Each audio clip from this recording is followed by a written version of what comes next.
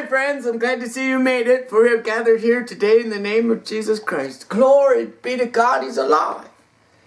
Today, my friends, we're going to be going over, we're going to open up the book of Daniel and speak of Daniel and Jeremiah. You know, at the same time that Daniel is there in the midst of Babylon, you know, Jeremiah is in Jerusalem, prophesying and taking some beat downs and all these things. And so I want to begin our Bible study today with Luke chapter 20, verse 17. And Jesus just got done describing a parable, the parable of the tendons, right? And you know, God rents out the vineyard to farmers, and the farmers didn't want to give to God what was due to him, you know. And so Jesus now asks them a question, and after that, and he says, "What do the scriptures mean when they say, the stone which the builders rejected has become the keystone of the structure?" And we always hear the word capstone or keystone, you know, what we're hearing, and in that word, what that means is, you're in a Roman Empire, and the Romans invented like that arch. The arch. And in the arch, it has the stones, but there's a middle stone right at the top of the arch, which is kind of cut as like a wedge stone. And when you put that stone there, everything comes into it. And the harder the pressure is into that stone, the stronger it all is. And so that's the capstone. It's that stone, and you take that stone out and everything crumbles right away. But if it's in there and it's all made correctly, it cannot be destroyed. And the more pressure you put on it, the stronger it becomes. That's the word. That's keystone or capstone. That's where that kind of means. Or the cornerstone. Some people say it's the cornerstone of the building. And no, that's not. They're talking about a Roman arch. And he's explaining. And then he goes on to say, "The man who falls on that stone will be smashed to pieces, and it will make dust of anyone on whom it falls." So right here, Jesus is opening and explaining to us Daniel, the book of Daniel, because it says in the book of Daniel, in Nebuchadnezzar's dream, that there will be a stone unfashioned by the hands of men, and it's going to be made and fashioned from a great mountain, right? And that mountain is Mount Zion, the mountain of God. From God's own heart, from God's own being, this stone came forth. Not fashioned by the hands of men. This isn't talking about religion. This isn't talking about temple worship. It's talking about the destruction of temple worship. Because God always wanted to dwell in the tabernacle. This human fleshly body, is a tabernacle, is a tent, is a temporary dwelling place. Right? And that's where God wanted to dwell. In us, with us, wherever we go. And the builders rejected that. Right? The builders of religion, the builders of church, temple worship, want this place to be the place where you come and meet with God. Why? Because I want to be in control of what God's telling you. I want to be God. And when we gather together, I get to be the leader and the head, and thereby making myself into a God. Because God forbid, if God had a personal relationship with each and every person in their own homes, where would I be in this world? Where would I be? Right? And so Jesus explains to them, you know, hey, be aware of these lawyers and these people who are always seeking the recognition of men. Okay, these people are like the heads of gold. in Nebuchadnezzar's train. The heads of gold. It's amazing to me that in our world today, and that's the thing, is this prophecy and all this stuff in Daniel's time and with Nebuchadnezzar. Daniel says, don't worry, Nebuchadnezzar. This isn't for us. But this is for the latter days, for the last generation. Because it's upon the last generation that carries the sins of our forefathers. Right? And so they experienced the most punishment. Same with Jesus in his time. Everybody was at its wickedest point. So wicked that they're hanging people on crosses, that they invent torture, that they invent all these different wicked ways to enforce their temple worship. Worshiping God was huge in that day. In fact, the Christians were accused of not being religious enough. Because, true religion, you're worshiping 365 gods every day of the week. You guys got only one God and you worship him on one day. You're not religious enough for us. Right? Now Jesus wants to put an end to the temple worship. Because the rejection of God's temple leads us to a place of murder, hate, anger, violence. And Jesus says, none of this is going to be fulfilled until after the Gentiles have gone through the fulfillment of their cycle. So we went through the first cycle of old time. And when that was fulfilled, and that's the thing, Jesus fulfilled that. He's there telling them 40 years before the destruction of Jerusalem that everything's going to be destroyed. No more temple worship. In fact, God's going to destroy the temple and everything and scatter all the people out. And then at a later time, we'll bring them back together. So the world knows. I, the Lord, am your God.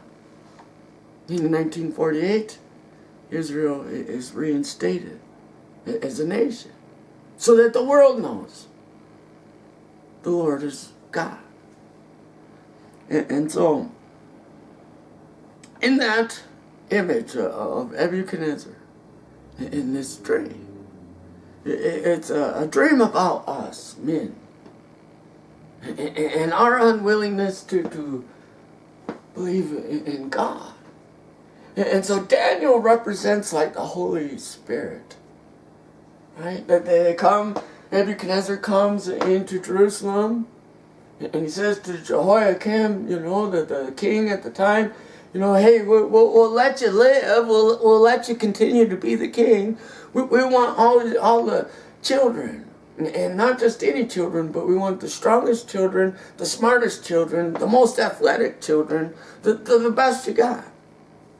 And we're going to take all these with us over to the land of the Chaldeans, the land of Babylon. And the Chaldeans are the stargazers. These are the people who come up with the names for all the constellations that they were staring at and looking at the stars, always seeking signs and wonders to try and understand God. So they were basically like scientists. And when they came to know Daniel and his buddies, that they came to find out there was nothing more smarter or educated than these people here.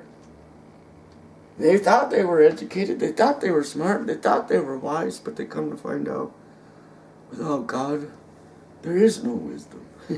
And these people had a direct contact with God.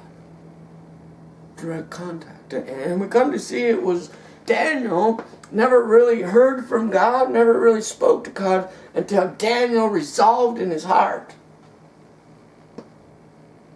even if they kill me, imprison me, destroy me, I'm going to worship God with all my heart, mind, and soul. And Daniel took that upon himself as a young man. He's probably around 14 years old when he's first taken into Babylon. Now Jeremiah, at the same time, is prophesying, and he comes to a point where he says to God, "You deceived me. You deceived me, God. Because all I've been taught all my life is that I know you're in my presence when I'm the richest man and most prosperous man in town. Because that's your plan, God, is to prosper me, not to hurt me or harm me. And I turned my life to you, God, and all of a sudden I go out and I'm being beaten down, hated, hurt, and rejected. You deceived me." And God says to Jeremiah, "I didn't deceive you. They did." Jeremiah says, "What do you mean they did?"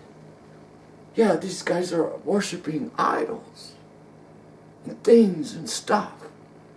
And they told you that my glory and my presence was with you when you saw the idols, the things and the stuff. And that's what deceived you." Jeremiah has a great eye-opening experience and says, "Wow, you guys are worshiping idols and things." I see it in our day. We worship our cars. We worship our homes. We worship money. We worship stuff. But we don't worship God. And we go to church every Sunday so that we can justify ourselves for worshiping these things, being consumed by these things, and not God. Jeremiah starts prophesying, "Hey, Nebuchadnezzar's coming, the mightiest power that the earth has ever known, the very first ruler who controlled over all the earth. He's coming. He's coming," and Jeremiah keeps telling all the people, "Hey, this is what you're going to do. This is what you got. Go into slavery. When they come to take you, just bow down to them and go into slavery." And all the people of Jerusalem are like, "Jeremiah, why are you prophesying in favor of the enemy? That's not of God. God's not going to hurt us. God's not going to destroy us." And Jeremiah says to you, "Yeah, but because you don't believe. I want you to be prepared for when the enemy comes, because they're coming." Nebuchadnezzar and his mighty army that has single-handedly wiped out and destroyed every country. In fact, Nebuchadnezzar said that this is how we glorify ourselves over men. When we take over your kingdom, we take your king and we make him our slave. And it wasn't make him a slave to do hard labor. No, he kills their family and everything that they held dear right in front of their eyes, and then gouged out their eyes and forced them to live long life. And he'd bring them every day and say, "Look at how much power I have over the kings of this world. You are a blind joke." And they would make fun of them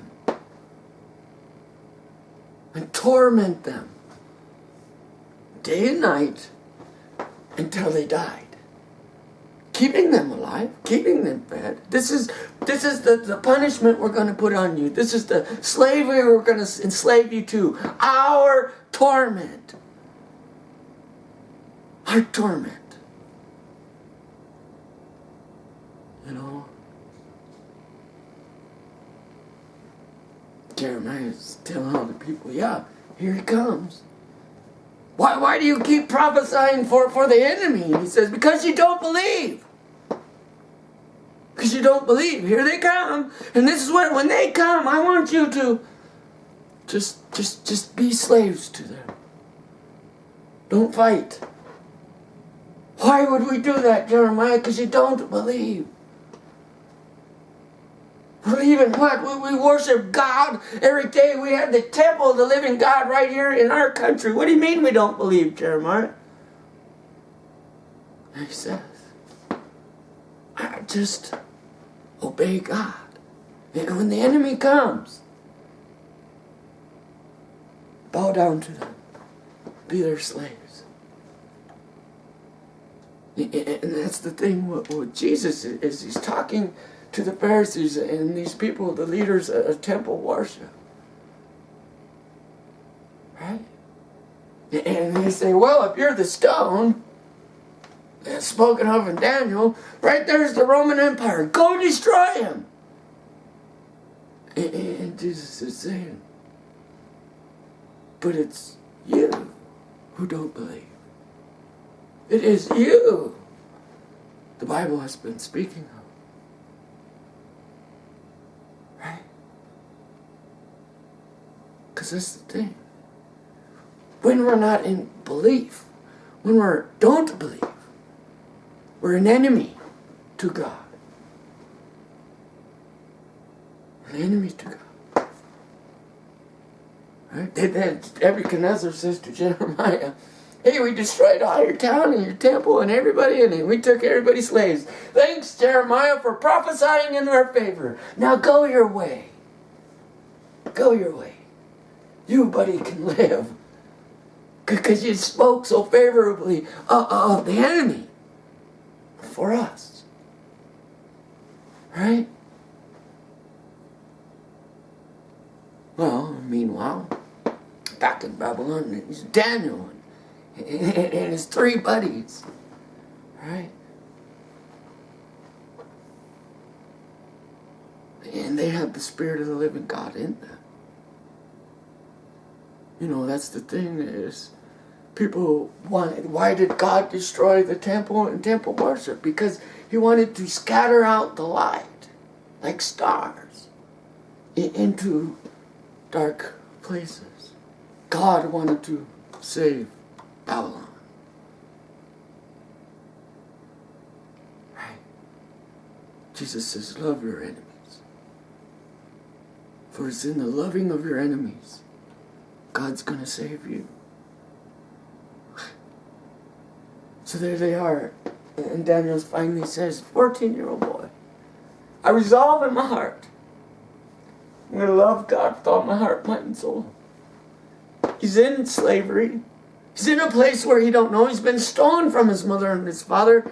And he has no clue what's going to happen to him. All he knows is what he's heard and the rumors about it. That Nebuchadnezzar gouges out the eyes of kings and parades them around day and night so that they may be tortured. Right? Nebuchadnezzar, while sleeping, has a dream that terrifies him clear to the core of his soul. The core of his soul. And he says to all these wise people of his country and his nation and the stargazers, those who seek signs and wonders, those who think they are the wisest men of the earth. He gathers them together and says, man, I had this dream last night and it scared me to the core of my soul. Interpret that dream for me. And they all, one by one, say, oh, yes, Nebuchadnezzar, tell us the dream. And we'll interpret it for you. Nebuchadnezzar says, well, do I look like a fool? You tell me what I dreamed, because I forgot it. It left me. I know it was really terrifying, but I can't remember it. You tell me what I dreamed, why it terrified me. Interpret it for me. I'm going to kill every single one of you. Right?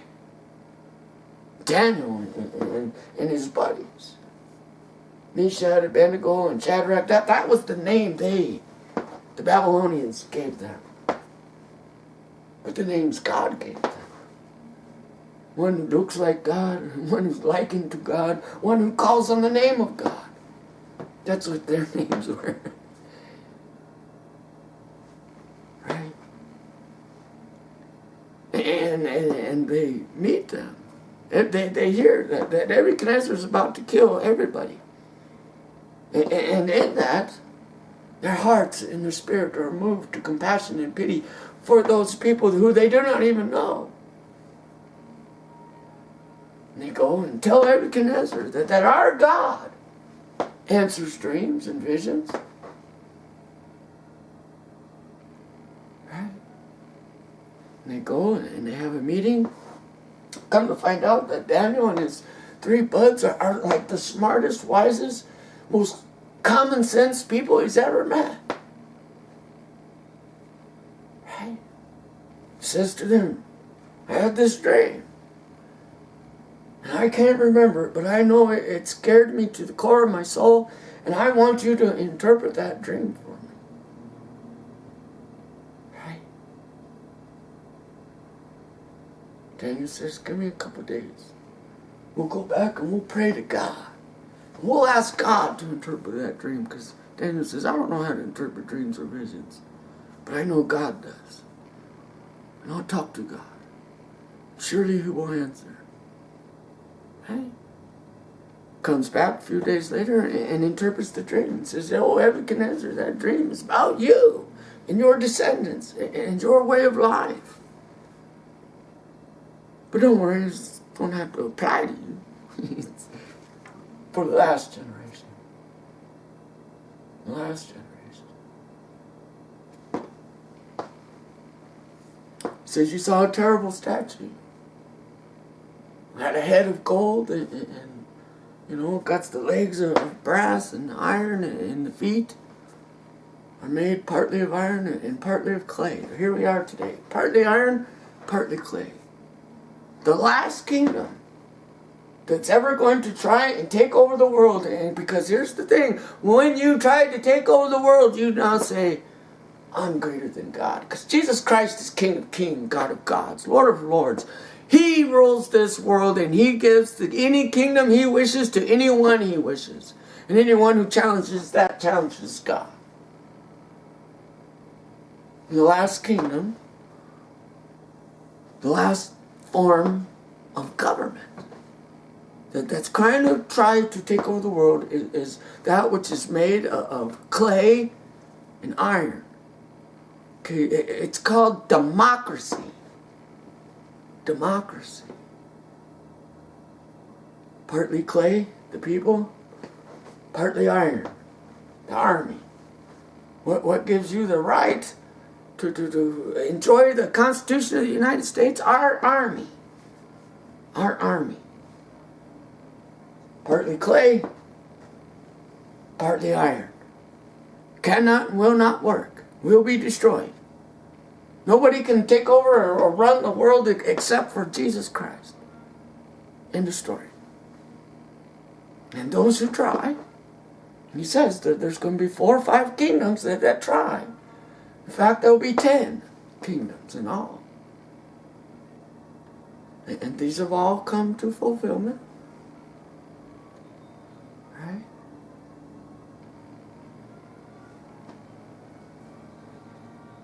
Creating this image, this golden image. And that's the thing, God did cut down the stump, the tree there in Jerusalem, but left the stump there. And there it regrows. It regrew. And there we see today, Israel, 1948, has been replaced. It regrew. And today they're rebuilding the temple. Right? But it's because of their fathers. Those who have been rejecting and rebelling against God from the beginning. Who continually want to make God a temple worship. Come to the church, come to the temple, come to the synagogue. And here's where you can worship God. And Jesus doesn't want that. Comes to destroy that. Comes to confront us in our sin with our sin. The truth. The truth. It's amazing to me that in America, one of the largest Christian countries on earth, are all about going, we go to church every Sunday, and glory be to God, look at my new clothing, and look at my stuff, and I go to church because this stuff has consumed my mind and my thinking and everything, and God, how do I get more stuff? And you got a pastor sitting there, millions of millionaires telling you this is how you get more stuff, you know. Pay your tithes, pay your tithes. Come on, guys, come to church and pay your tithes. Yet, across the world, thousands upon thousands upon thousands of God's children are being beheaded, destroyed, and murdered. And no one says anything. In the same way, when Hitler began gathering up the Jews, and no one said anything. Not even the Jews. Just like they're in Babylon. And they'd start gathering them up. And then they say Nebuchadnezzar decides to build the statue. Daniel said, don't do it. Because a rock's going to come and hit the hill. And when that statue falls, it will be destroyed. And the one in whom it falls on will be knocked into dust. Right? That's the thing. Murder is never okay. Commandment number 1, thou shalt not kill. And it's kill. Kill another human being made in God's image. Shall not do it. Right? We are to stand up and protect and guard our neighbors, whether they be enemies or not, as though we love them as ourselves.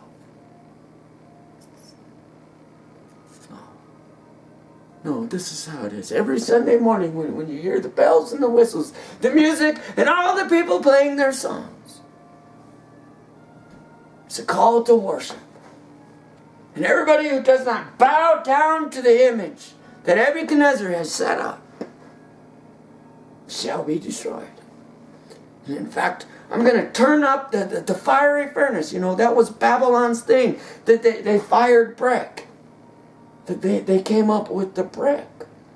And they had great buildings and great cities because they put their bricks in a furnace and they fired them, and there they were 10 times stronger than any other brick.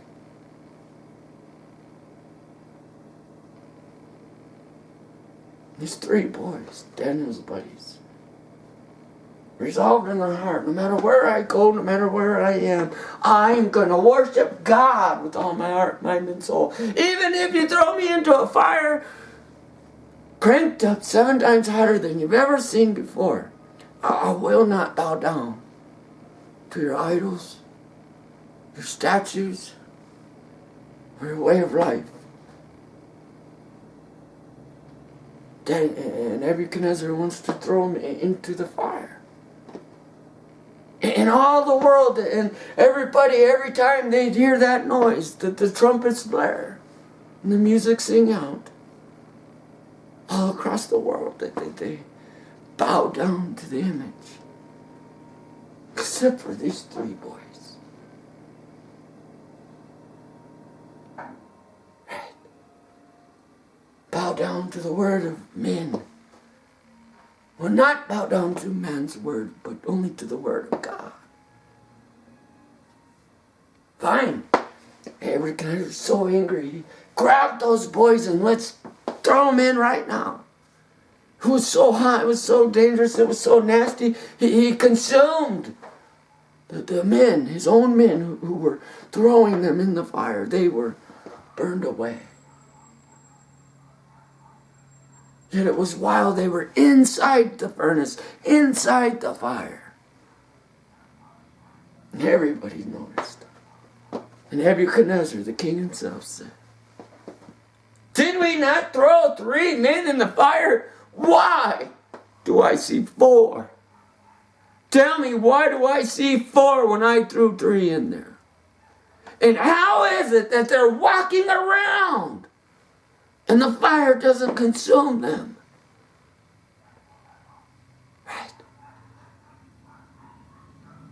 He says to them, Abednego, Shadrach, Meshach, come out of that fire. Come out of there and talk to us. Tell us, how is it you're not consumed? And why do I see a fourth one standing there that looks like an angel? Man, I think he's the Son of God. Come out here and tell us all about it. And they walked right out of that fire.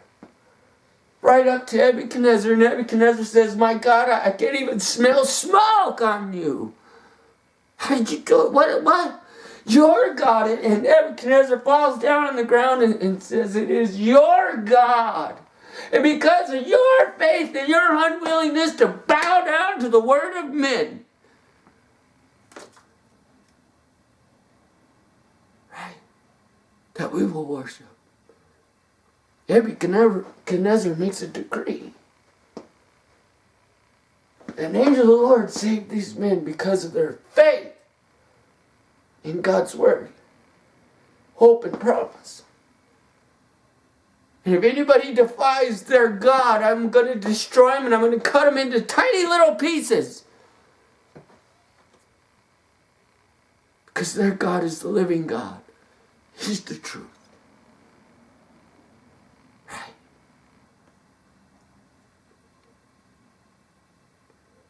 Sometimes in life, we're willing to. And Jesus says, man, moms and dads, brothers and sisters will hand you over to be flogged and hurt and murdered.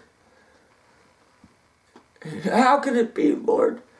How could it be, Lord? How could a mother and a father and a son and a brother, aunt and uncle hand over the children whom they love to be destroyed? Because they don't believe in the power of God's Spirit that dwells in them. And they won't speak out. They won't say anything. And they just watch them be taken away, hurt, and destroyed. Because they fear men above God. Jesus says, man, the day is coming when the nursing mother is going to be in great anguish. How I pray for that mama in that day. They sieged Jerusalem for 3 straight years to a point where they were literally living in a state of cannibalism to stay alive. And Titus, Roman emperor, come, and when he sieged that town, Titus bragged, when I walked through downtown Jerusalem, the blood touched the bridle of my horse.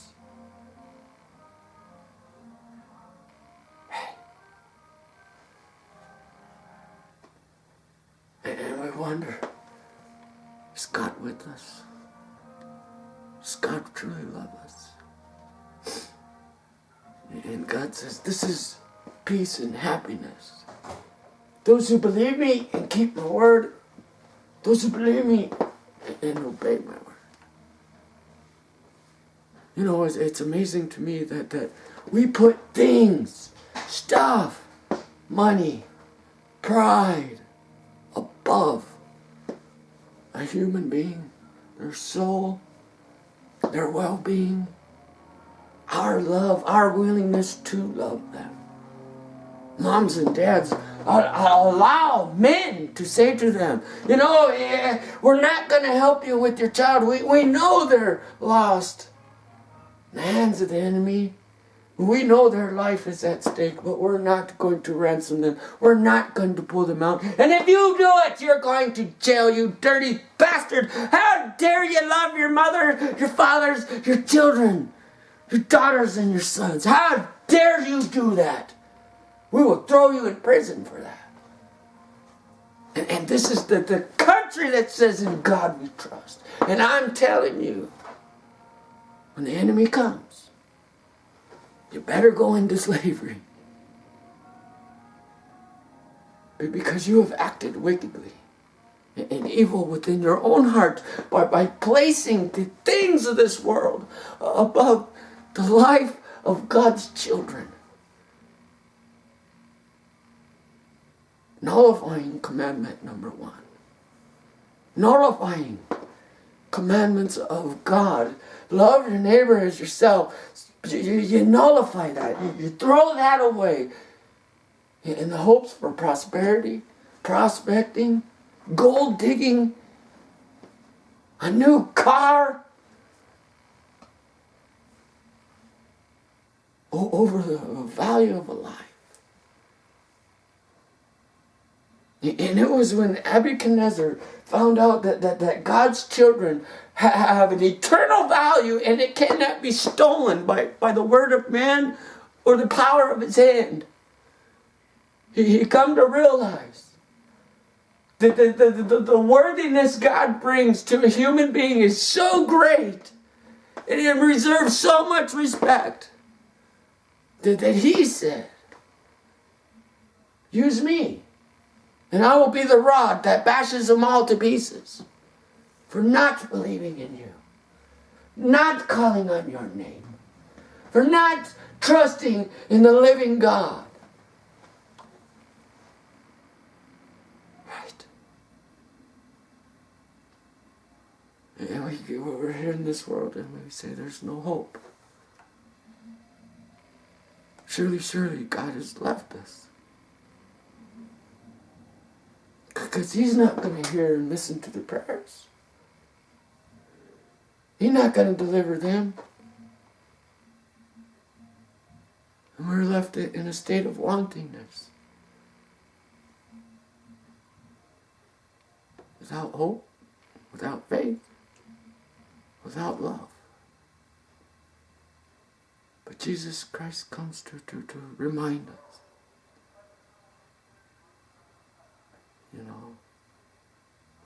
that it was his body that was smashed. And he was willing to lay down his body. And it was he who was the rock who come to destroy his own temple, so that no man could be accused of the destruction of God's temple. But only God himself could give us life, could destroy it, and then save it for his eternal glory.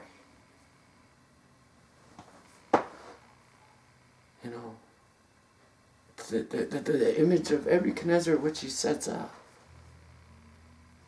is our image. Our image.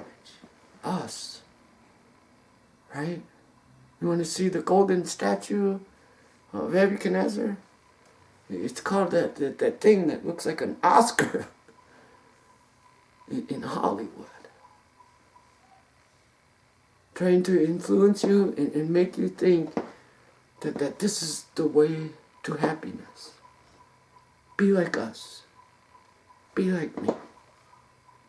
And the world's suffering, going, my God, that is not the way to happiness. As Jeremiah said, you deceived me. I have more pain and suffering in my heart than I ever had before I knew you. And God saying the whole time, it wasn't me who deceived you. It was the idols and your unwillingness to believe that love is the greatest gift of all. That's the greatest gift of all. And if we're not willing to recognize that love is the greatest gift of all, surely, we will hand over our daughters and our sons to the enemy. And the enemy will destroy them as lambs being led to the slaughter right in front of your eyes, so that your eyes will be gouged out and your ears will be cut off. And there's no way you could ever believe God is in control. I want to remind you that God is not only in control.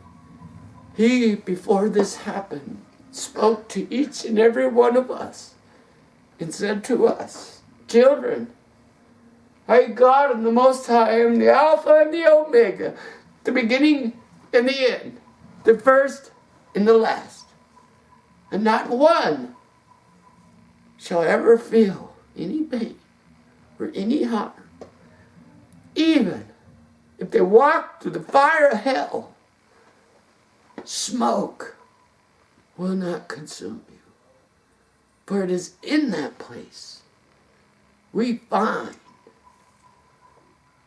Jesus Christ standing with us. So I want to remind you that you are the temple. And nothing grieves God more than when his temple is destroyed.